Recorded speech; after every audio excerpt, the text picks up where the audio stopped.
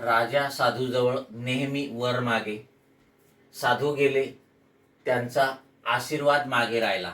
या दोन्ही वाक्यातील मागे हा शब्द अनुक्रमे काय म्हणून आलेला आहे? बघा, पहिल्या वाक्यामध्ये राजा साधूजवळ नेहमी वर मागे, इथे क्लिअर आहे की मागे हे काय आहे? क्रियापद आहे. आणि म्हणून क्रियापद हे पहिल्या वाक्यातलं मागे क्रियापद आहे. साधू गेले त्यांचा आशीर्वाद मागे राहिला.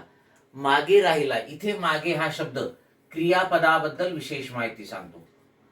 मागे राहिला, पुढे राहिला, ठीक आहे, मागे पुढे वर खाली, ठीक आहे, क्रियाविशेषण अव्यय आहेत मूळची. आणि इथे मागे हा शब्द क्रियापदाबद्दल विशेष माहिती सांगतो.